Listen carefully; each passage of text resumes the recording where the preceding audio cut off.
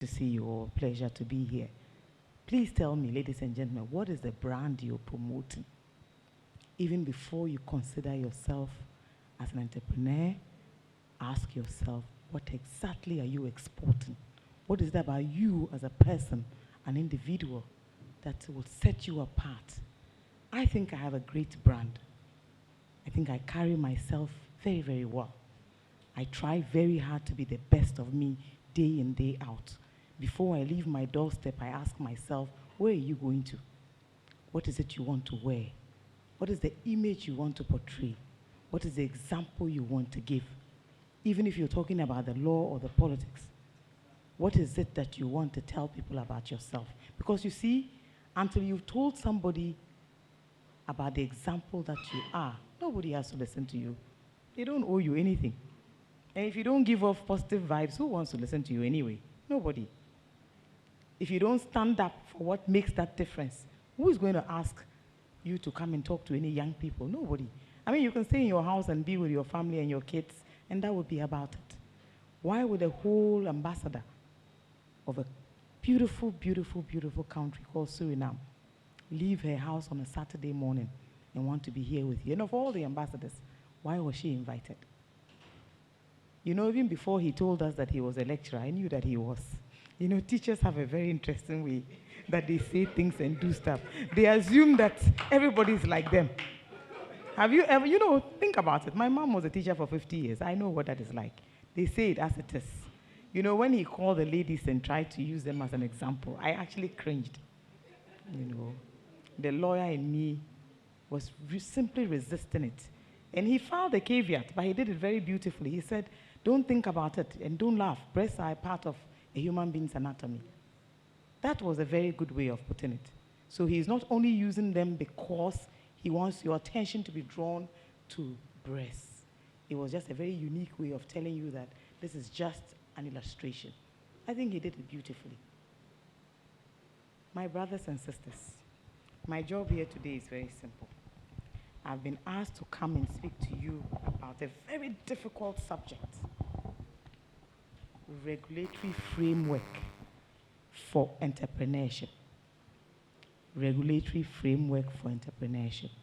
If you live in America, this would be a great way to start if you want to become an entrepreneur.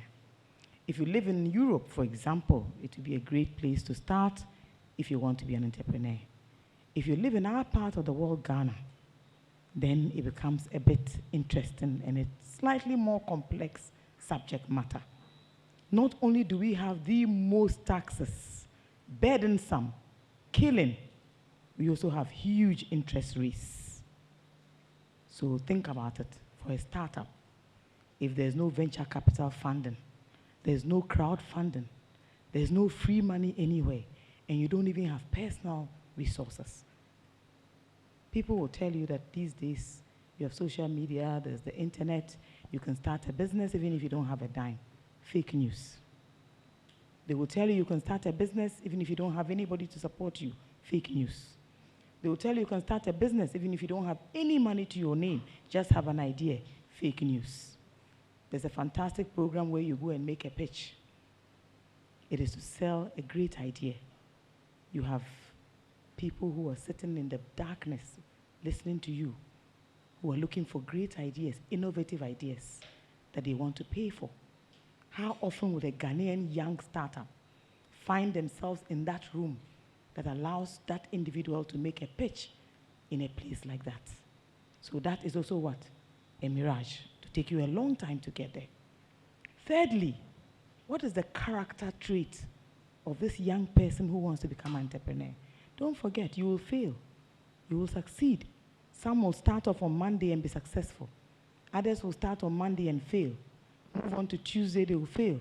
Move on to Thursday, they will fail. And then Friday, luck will shine on you. So you also need a certain character trait to be successful. Let's go back to talking about the legal and regulatory framework.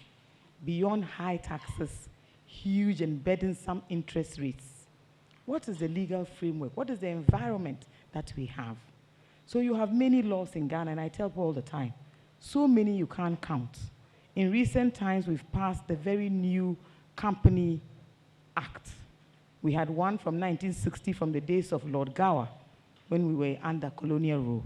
We only managed to actually amend that whole legislation a few years ago, thanks to the commitment of a firm of lawyers who made it a point to modernize the company's regulatory framework under which all entrepreneurs will operate. Secondly, you also have the Ghana Investment Promotion Act. What does it do? It is not even for you, the Ghanaian.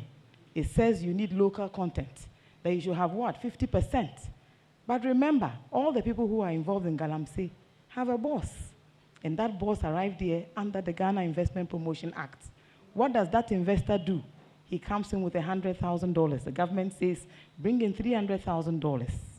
Register with the Investment Promotion Center.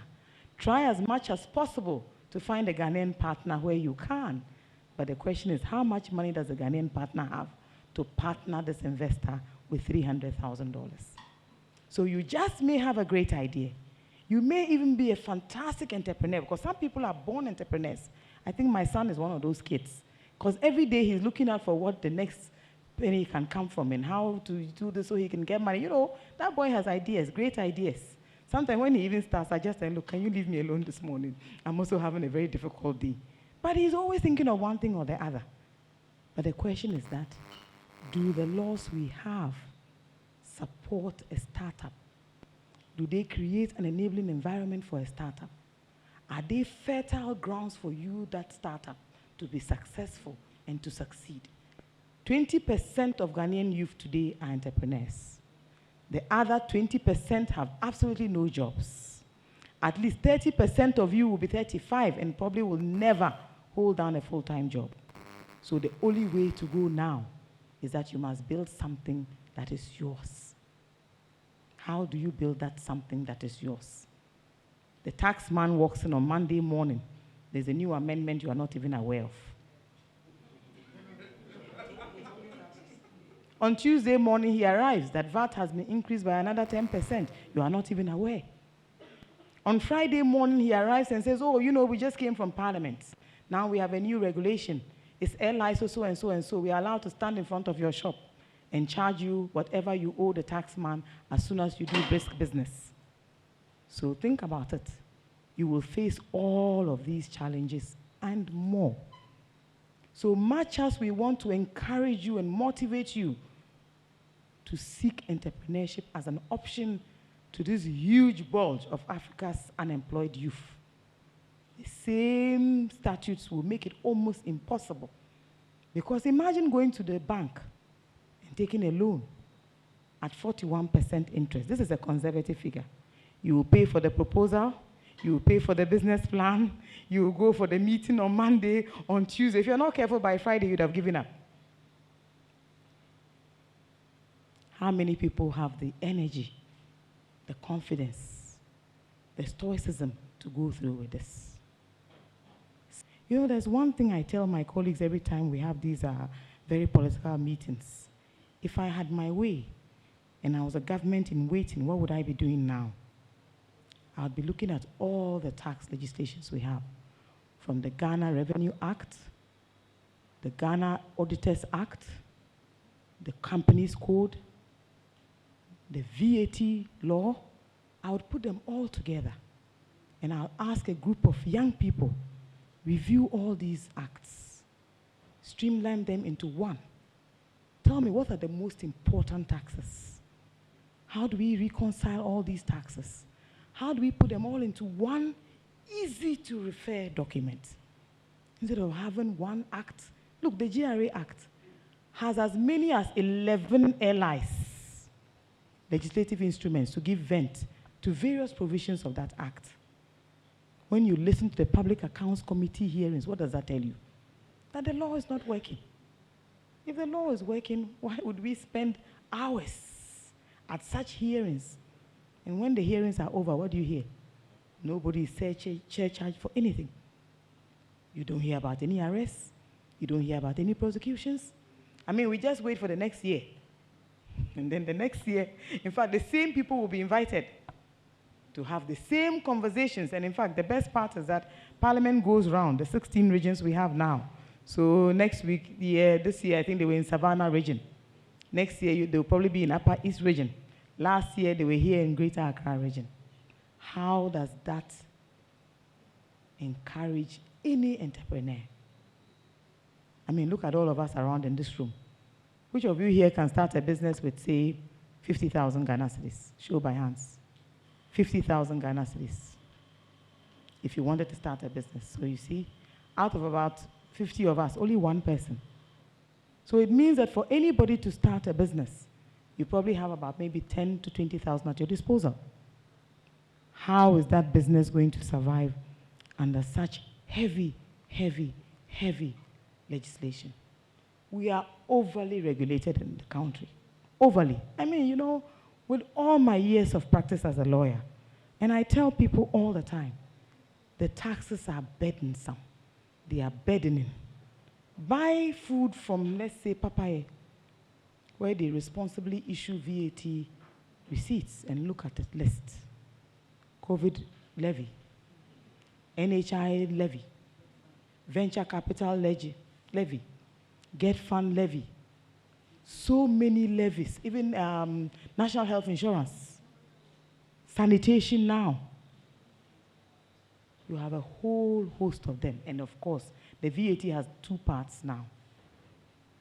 How will anybody succeed in an environment like this? So, you know, it's easy for government to say, you know, we are building an enabling environment.